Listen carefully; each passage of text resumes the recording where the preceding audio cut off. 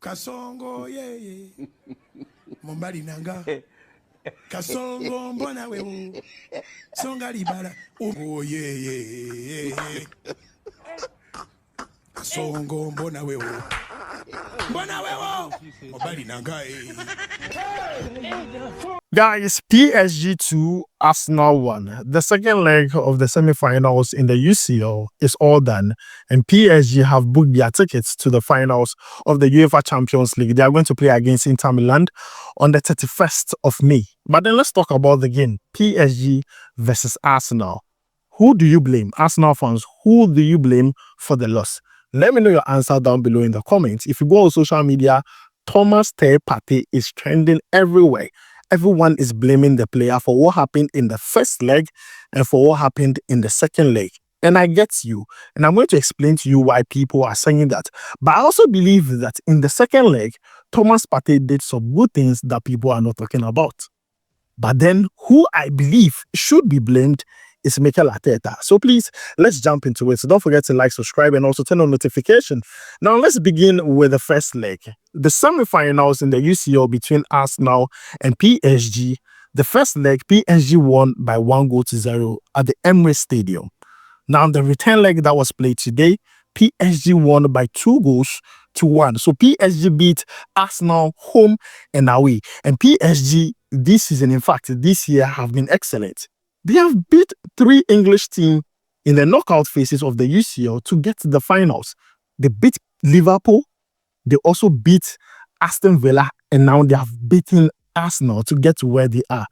So it wasn't a fluke. They performed extremely well, especially today. But then let's talk about Arsenal. Arsenal had a major boost today because in the first leg, Partey did not play. A lot of Arsenal fans were with the view that because Partey did not play, that is why Arsenal lost that game by 1-0. And if they have Partey in the second leg, the scoreline is going to be different. I was also with the same view. I had them and I had hopes that Partey was going to turn things around because he had, contract talks with Arsenal to extend his contract and everything. So this would have been also good for him during his negotiations. Only for today, I saw the starting lineup and I saw Partey's name in there starting. I was excited.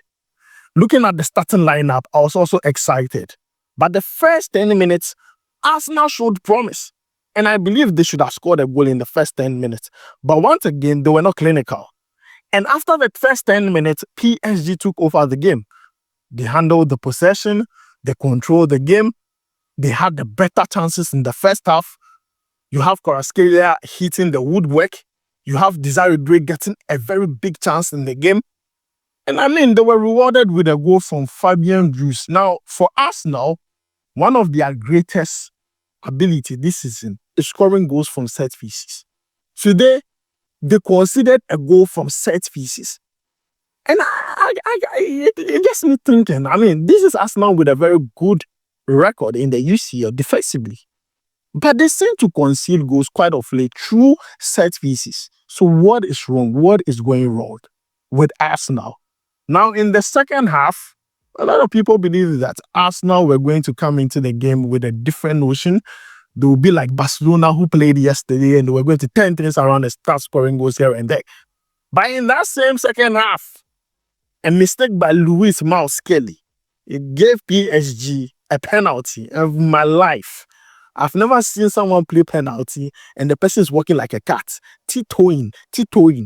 And David Raya saved the penalty from Vitina.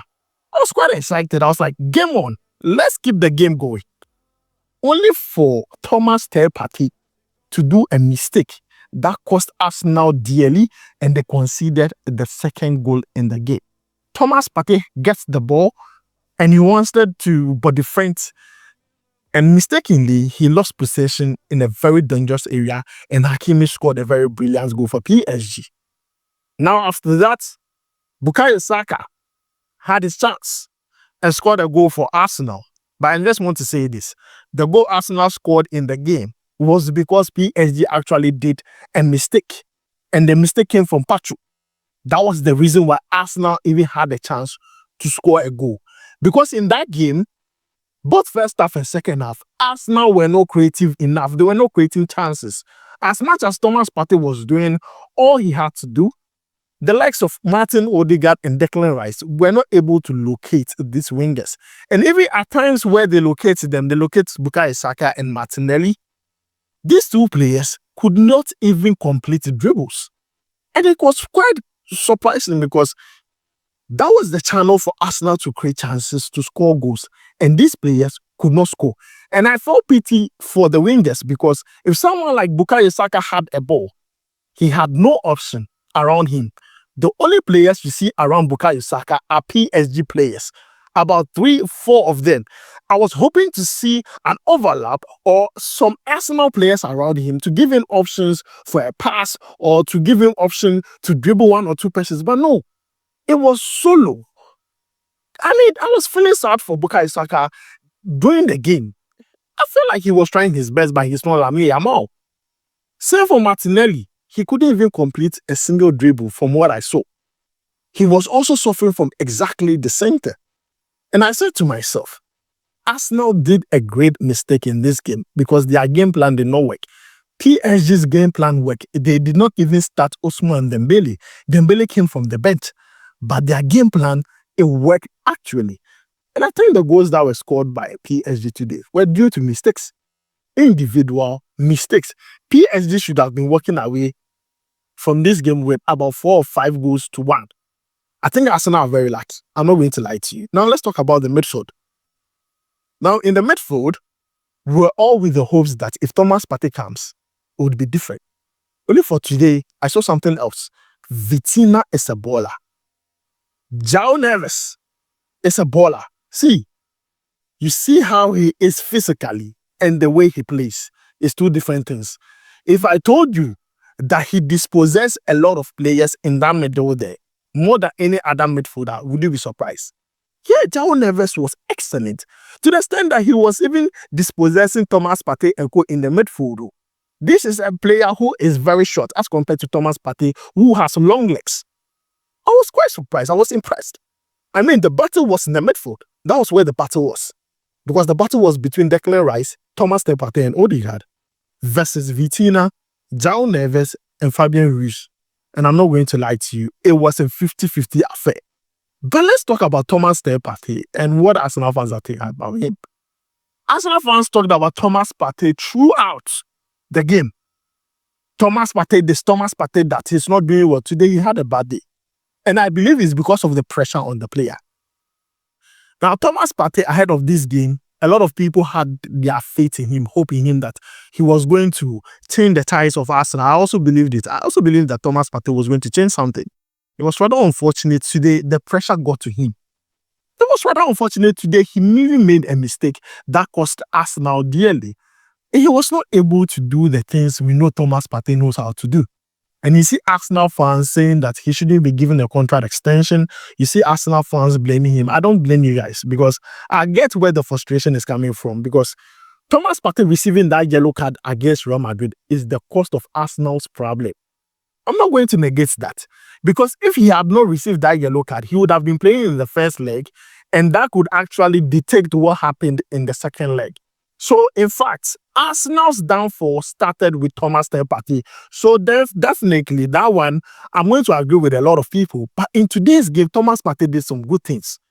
Did you see the throw-ins they were trying? The long throw-ins, it was Thomas Partey who was handling that throughout the game. And I'm not going to lie to you, that long throw-ins, he did it about 10 or 20 times in the game. And every single time, I felt like it was not working. But Thomas Partey was trying his best. And I love that because last weekend, we saw Semenyo get an assist through a long train. So with Thomas Partey doing that, I'm like, this is really good for the Ghana national team. And also good for Arsenal. But it was rather unfortunate that not even a single one led to a goal. Aside that, Thomas Partey performed very well in the middle of that pitch. But it was rather unfortunate that one mistake he did cleared every good thing he did in the game, guys. That mistake Thomas Partey did cleared every single thing he did in that game. But as much as you want to blame Thomas Partey, which I agree with you, let's also blame Mikel Arteta, who asked Mikel Arteta to play his full squad in the EPL against Bournemouth. Because these players, it could show that that game drew something out of them. PSG, who were going to play against Arsenal over the weekend, dropped players. So Mikel Arteta, what do you want? Why did you drop players? I was trying to, try and make sense about the whole thing, why he dropped players. But I'm trying to now look at the whole thing and I'm like, was it even worth it in the first place? You didn't drop players against Bournemouth, you lost. You didn't drop players against PSG, you also lost. Mikel Arteta, I think he caused this. He's also to be blamed. Don't get me wrong, Mikel Arteta needs to be blamed for what happened to Arsenal because looking at how the whole thing panned out, Mikel Arteta is also at fault. So guys, this is where I'm going to end it. This is my reaction to it. Better luck to Arsenal next time. They're going trophyless this season, looking at what the other English clubs are going to do in Europe. Chelsea is in the Conference League finals. The Europa League finals definitely is going to be Tottenham and Manchester United. So Arsenal have broken the record. Even with Pope dying, still, they couldn't do anything. So guys, this is where I'm going to end it. Don't forget to like, subscribe, and also turn on notification. My name is Adam. You're watching SportsCornerGH. I'll make sure to see you in the next one. Charlie, we go bye.